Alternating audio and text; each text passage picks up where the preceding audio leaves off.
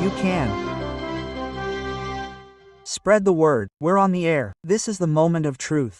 We have a survey today where we ask you, the 3 listeners, if you're going to march today for Petro and his constituent assembly. The votes are like this. 2,963 votes in total, yes, 3%, no, 97%. We'll see, and we'll be very attentive to bring you the minute by minute of what happens today in the Plaza de Bolívar starting at 4 in the afternoon when Gustavo Petro called on people to join him in collecting signatures for the Constituent Assembly. But as we promised, we're with Maibort Petit. She's a journalist, a political analyst who joins us this hour to talk about what's happening in Venezuela. Maibort, welcome to the Moment of Truth. Thank you very much for joining us. It's a pleasure, Dagmar, and a big hello to you, to Dr. Londoño, and to the entire audience. Thank you very much, Maibort. We have seen how this has happened in phases, the issue of Venezuela with the United States. The first phase was the issue of not negotiating with them anymore, not talking about more opportunities after the electoral theft committed by Nicolas Maduro last year, and then sanctions would come. Then we would have to put a price on Nicolas Maduro's head like never before, $50 million for his head, $25 million for Diosdado Cabello and $25 million for Vladimir Padrino. And now the other phase was to station this number of destroyer ships on the Venezuelan Caribbean coast to interdict and eliminate ships and boats with cocaine. But a new phase is already being announced. The New York Times said that this phase would be on land and that President Trump had asked the CIA to act in that sense. Hey, what's coming for Venezuela, and are we really close to seeing the end of the tyrant who occupies Miraflores? Look, that is the objective of the United States government, which yesterday took a new step by creating a strategic force command against the cartels, and several points are included there.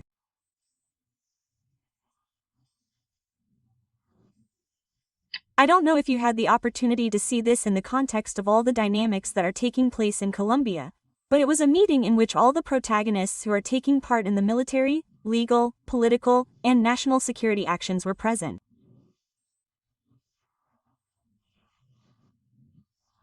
President Trump was there together with the Secretary of War. Also present were the Attorney General of the United States, the Secretary of Homeland Security, the Director of the FBI, and others who are part of what is now called and is already operating today, this Grand Task Force.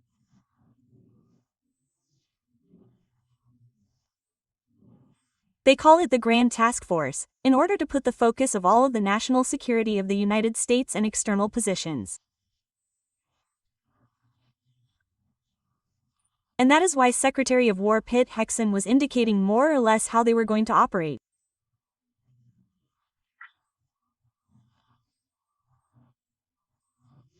And I can tell you that during the press conference we were able to confirm a series of points that were being handled in isolation, but that yesterday the president's team put together.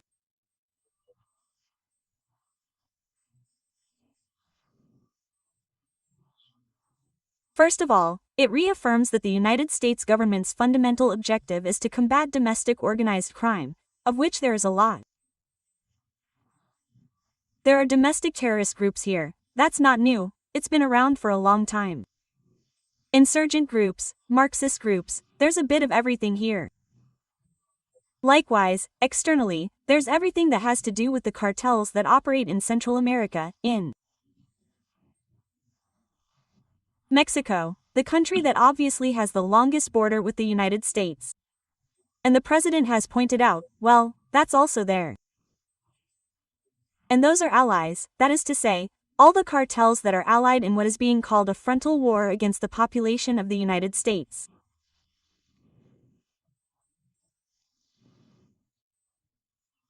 For example, judicial actions were announced, and we had already worked on them because we were investigating the main points of the Department of Justice at the national level, to see what was being done.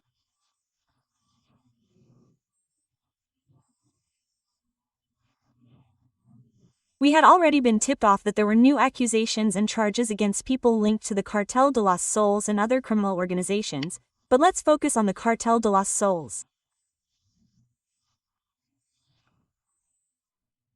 There has been a series of accusations against individuals who are also members of the Tren de Aragua.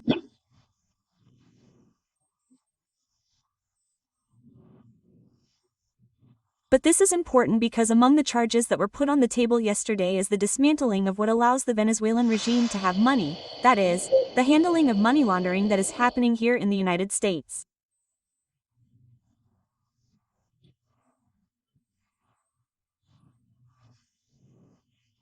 And that is why it was said, well, we are going to work on the key points that we have seen, that we have mapped, where the front men are, where the companies are, where the allies are, where those who have been used to launder money are, but that has not stopped in terms of all the operations in the Caribbean.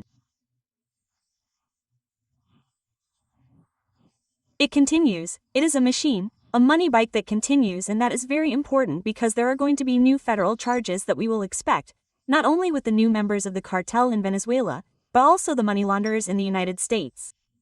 I repeat, it is the corresponding jurisdiction. There was also talk of new actions in the area of what is considered lethal force warfare. There is, within the United States, an aspect that I think is sometimes not well understood. They call me a lot about it, and it is to what extent the president can continue using lethal force.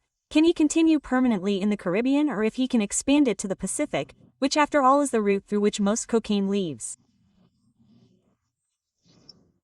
And they clarified this yesterday. There will be a presentation before Congress. There is a very strong Democratic push, from the Democratic Party, to explain what they are doing, what they are after, and, the main thing is, if the President of the United States has in his mind to change the Maduro regime. Here in the United States, although it may seem horrible to many, there are still partners of the cartel of the Suns, that is, of Chavismo, in force. Some have strategic positions, and there are some who are part of parties that can exert influence with votes.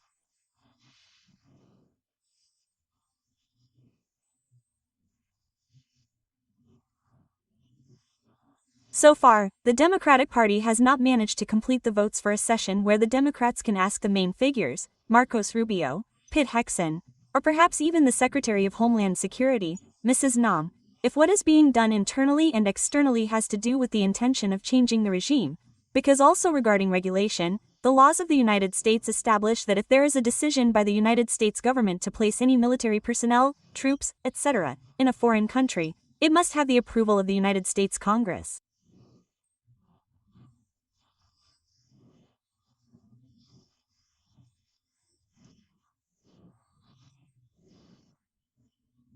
Now, if these people are going to be sought, as is the case with Nicolas Maduro and this entire group, which is a very complex situation, Dagmar, because we cannot understand it, and this has not happened in many other countries, that is to say, there is nothing to compare it to, except for the case of the general and drug trafficker Noriega.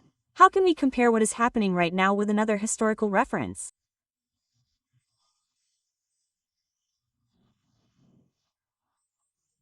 What is clear is that the president intends to do it. He cannot do it from the perspective that many are proposing in the propaganda. Deploy troops and go out and kill and search for the guys. Yes, it can be done through other means that are not so lethal and that require authorization from Congress, and we do not know if they will have the votes for it or not.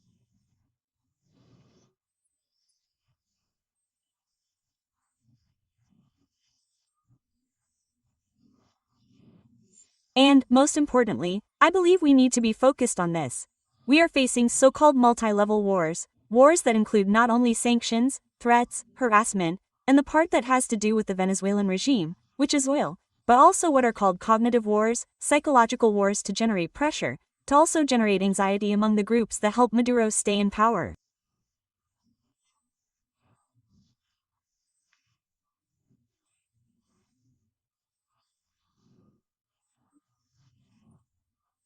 At first, when this situation was raised, what was sought was to morally and psychologically break the team that provides Maduro's security in order to invite them.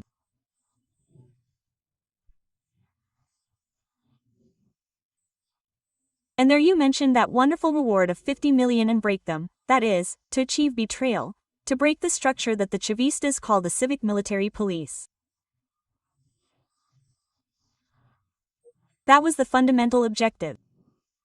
With all this, it has not happened or it has failed. The same thing happened in 2018-2019, because what we are experiencing, Damari, excuse me for going on for so long, is not new. When President Trump first came to power, there were direct sanctions against regime leaders, including one who fell into disgrace for Chavismo, such as Terrorism. Then came all the positions that were taken, sanctions against companies such as PDVSA, etc. Then came the ignorance, and remember that the President of the United States at the time in 2018 said that Maduro was a usurper.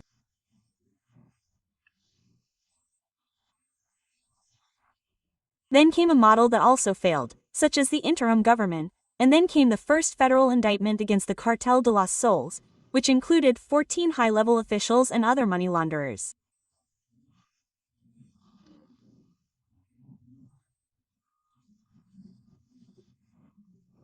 There are figures who currently have a price on their heads, and 2 have already been prosecuted, and 1, who is Pollo Carvajal, who I know is very interested in this issue, is also going to be sentenced on November 19th, and before he is sentenced, there will be a very interesting hearing.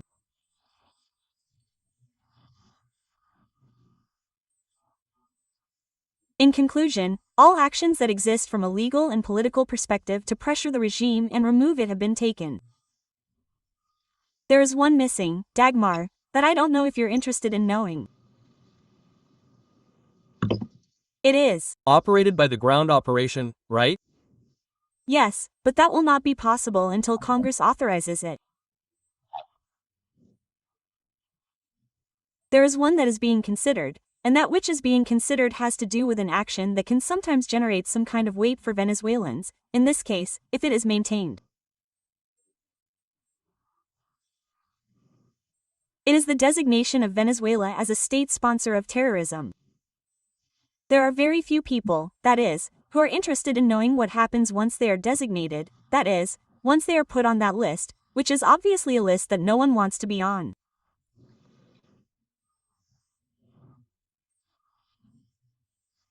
There are some proposals that are being carried out right now precisely to raise that issue, and in fact there was a hearing in the Senate a few days ago in which this issue was discussed, to what extent all the legal requirements and protocols are being met to designate Venezuela as a state sponsor of terrorism.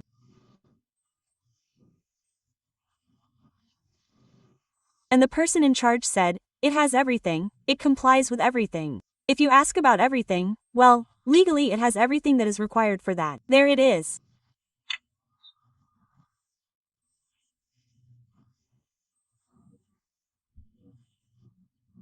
We are talking about people who in Venezuelan territory are part of the lane, of the second brand Italy, of the Hellenes, of any number of terrorist organizations dedicated to transnational organized crime, drug trafficking, extortion, gold sales, etc.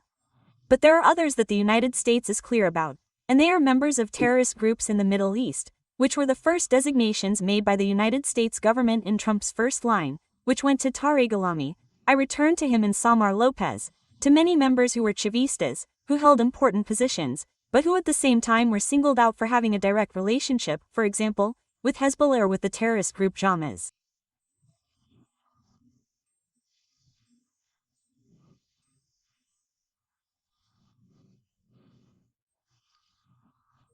That was raised there and it was said, well, they are there.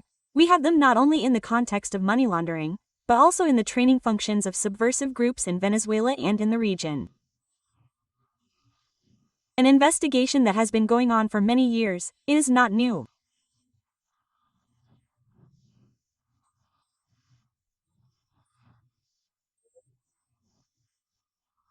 What was new there, which was presented at that hearing, is that it was said that those presences and everything that came after with the cartel and how the designations have been made, sadly put Venezuela in the category of being a state sponsor of terrorism, the consequences of being on that list of which can last, because they are not only administrative, it is a political decision, obviously, because it is decided by the president once all the information is taken to Congress and a vote has to be taken, but whoever does not vote for a regime, knowing what it is, also looks bad in front of American citizens in relation to what they could be supporting.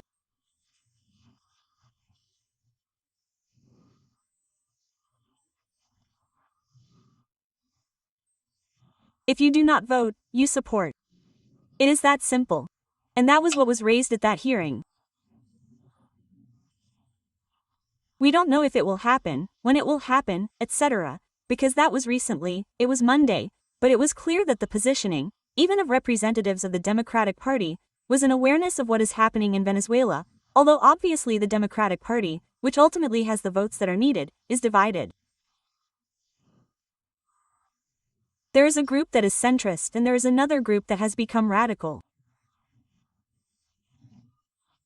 And those who are on the radical side, who are Democrats, here known as radical progressives, they do not support it, which means that they do not include those votes and we do not know if it will happen or not.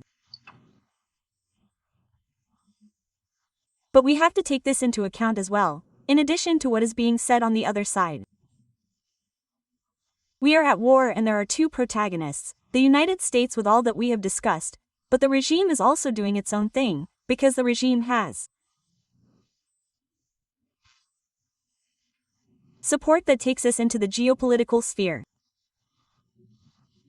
I was listening to Carlos, what a great friend and excellent professional, whom we have been observing for a long time.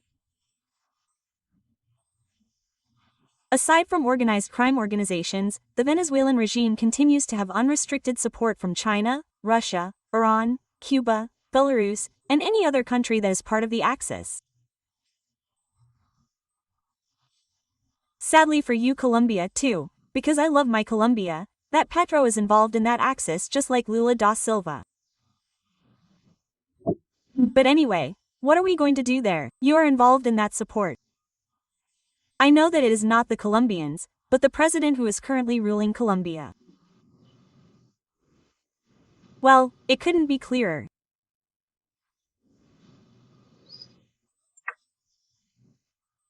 It's worth it, doctor, that you, I don't know if you saw this, because in wars you have to evaluate the protagonists, and Maduro, faced with yesterday's pressure, made some statements that I hope people can discuss as objectively as possible.